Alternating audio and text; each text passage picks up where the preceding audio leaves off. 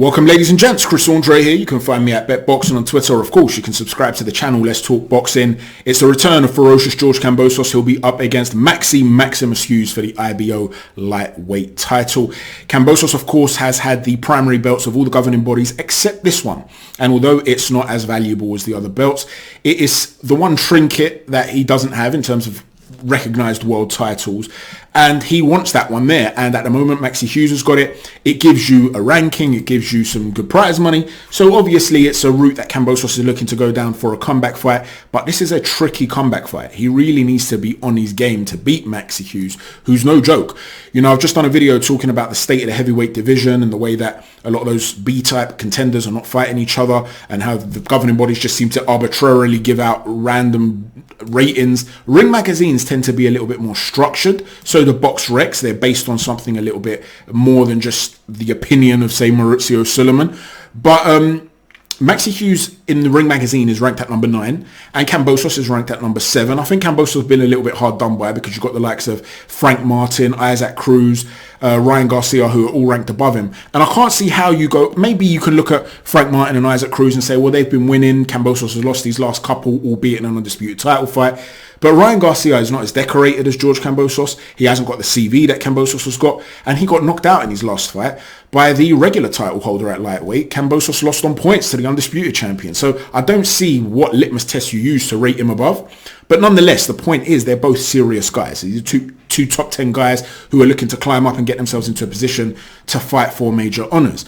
And when you look at MAXI Hughes' record of 26-5-2, many people look at that and think, he's no great shakes. But people seem to have this unusual idea that a fighter is almost like a computer game character. You create this character, and that's how good he's going to be from the day you start playing the game to the day you stop playing the game 10 years later.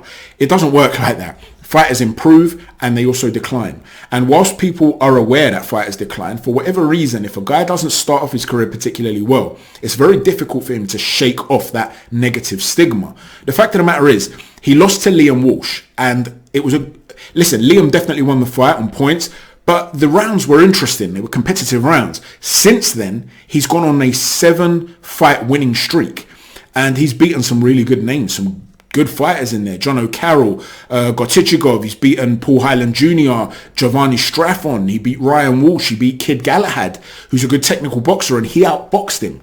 So he's a good fighter, MAXI Hughes, and he's got some really good attributes. And if Kambosos isn't on it, he runs the risk of coming unstuck here, because stylistically there are some interesting aspects here. So let's get technical. MAXI Hughes kind of likes to have quite a high guard, and he tucks his elbows in. He turns off slightly at the shoulder. He's a southpaw. And from that position, he'll constantly dip his knees. He's constantly changing that height dynamic and then slipping to the side. Come down, slip to the side, just giving you different looks. He's not necessarily throwing punches. He's just making himself an unstable target. And from that position where he crouches, he can come up with a very nice and consistent jab, or he can shoot a power shot. Now, when he shoots the power shot, the lead uppercut can be very sneaky. It's a nice shot for him. He can also shoot a really nice backhand to the body. He can, though, overreach when he throws the backhand upstairs, whether it's a looping shot or a shot straight down the pipe. That back foot of his comes off the floor and it swings around, and he dips forward with it as well, so he can lose positioning. And that requires a bit of a reset. And as a result of that, if you go first and he seeks to counter you, he might land that counter. By the time he pulls out and resets, you need to follow him out. And so that's an area that Kambosos has to look at to start looking to outwork MAXI Hughes. Otherwise, if MAXI's allowed to get into this comfortable rhythm where he's just shooting the jab and moving around, it could become uncomfortable because he's so active with that jab. He can get gun shy when you put it on him. But if he's comfortable, he's a very good technical boxer. His feet, when he's moving backwards and laterally, are very, very good. He's always got his base beneath him, his construct. He moves quickly. He's able to reset and throw off of the move. He's very, very good at that. He's a really good technical boxer, MAXI Hughes. Let's talk about the methodology of George Kambosos, though, and why MAXI could cause him some issues. He seeks to slip that first shot, and then from there, he lets go of his own combinations and he throws them hard. He's not a massive puncher, but every punch he throws is hard. So they're quite vicious, or ferocious as the nickname goes, combination punches. And it's incessant, it's constant. He's got a very good engine, so he can keep it up.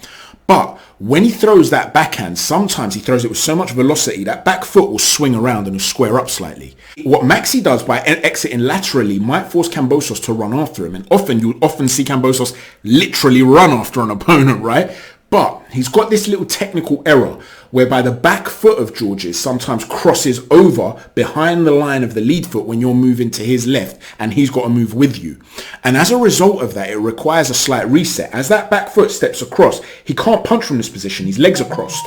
So he requires that front foot to then come across as well. And because Maxi is able to punch off of that lateral movement, George doesn't want to be in a position whereby he's boxing too much with Maxi Hughes, and he also doesn't want to be in a position where he's overcommitting too much. He has to find the right balance so that he's not offset by Maxi's consistent jab and that he's kept off balance. George also likes to keep that left hand low, and he'll shoot the jab from there. He'll poke the jab and shoot it from there, and he's very good with that lead hand. He'll throw the lead hand jab, and then if you try to duck and move out of the way, he can vary it and turn it into a hook. He's good with it, but it's low.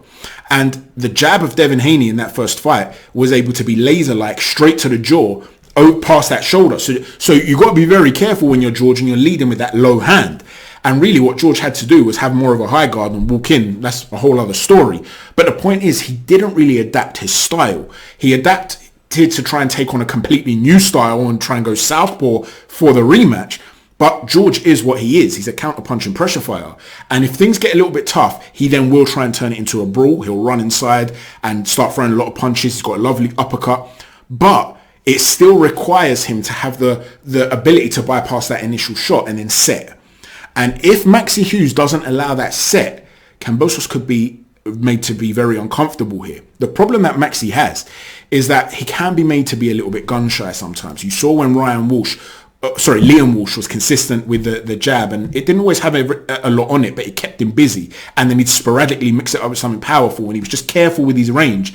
Maxi was often not throwing enough. A really good round to look at in that fight between those two, the last time Maxi lost back in 2019, was round 7. And you'll see that there was some beautiful technical stuff there from Maxi Hughes. He was launching these lovely lead uppercuts, turning, changing the angle, and then Liam felt he had to start letting his hands go. And then at that point, you saw that Maxi started to get outworked. He started to go in his shell a little bit. So Kambosos has to be able to be on point with his feet, get close enough to be able to let go of those combinations on a consistent pattern. Also, because you have Maxi that constantly likes to dip at the knees, and when he throws that backhand, he can overreach and lose his positioning. He's open to an uppercut, in my opinion, in those moments, in between that moment of him throwing a shot and resetting. And one of Kambosos' best punches is his uppercut. I did a prospect watch video on Kambosos before he became famous. He was a prospect in Australia. And I was saying this guy can get to the upper echelons of the lightweight division. But one of the problems that he has is that he's too predictable in the sense that he barely throws a straight right hand. It's almost always an uppercut. And you've got to disguise it. Now, it has been a great successful weapon for him when he was coming up as a prospect against Mickey Bay as well. He managed to drop Mickey Bay with an uppercut. Even Devin Haney on a couple of occasions felt the force of that uppercut, but it wasn't consistent enough against Haney. And Haney was very, very good at being able to smother and mess around with the distance to stop him from throwing that. But against Teofimo Lopez, that was another example. You saw him constantly dip into his side after the initial jab, and Kambosos was able to adjust and throw a shovel hook come uppercut with a lead hand. So he can throw an uppercut with either hand, Kambosos, and that could be a key shot for him. Either target the body of Maxi Hughes when he's got that high guard and he narrows it slightly, try and come below that into the solar plexus, or if he is going to duck down, he's going to eat it to the chin. But that should be a shot, in my opinion, that Kambosos looks for on a fairly consistent basis. I will say this though, George has not fought a southpaw since he fought Michael Correa in his third ever fight back in 2013. He was a 20-year-old prospect and he fought a guy that was 3-6, and it took him 6 rounds to stop him, right? So you have to wonder, why is George avoiding these southpaws? Or perhaps it's not a conscious effort, but why has he not been in with southpaws? Is there something there? Is there a technical problem here? Is it the fact that because of the way he swings that foot around when he's going to seek to throw that backhand, if the southpaw steps on the outside of him, he's now given outside angle and he's square on? From a positional perspective, that could be a nightmare for Kambosos. So there are some concerns here, shall we say, from a stylistic perspective for George. And I'm also wondering if he's still that same guy in terms of his fire.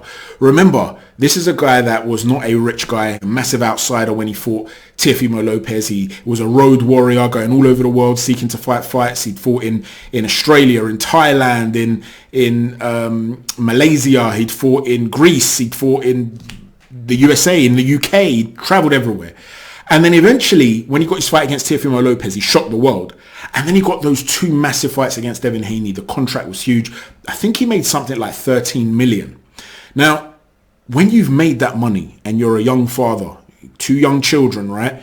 You've got the legacy sorted in some regard. It doesn't matter what he does from here, from this point forth and on, we'll never be able to take away what he did against Teofimo Lopez and what he was able to do by beating 2 former world champions in Mickey Bay, Lee Selby, and claim the belts that he's claimed. He's set from that regard.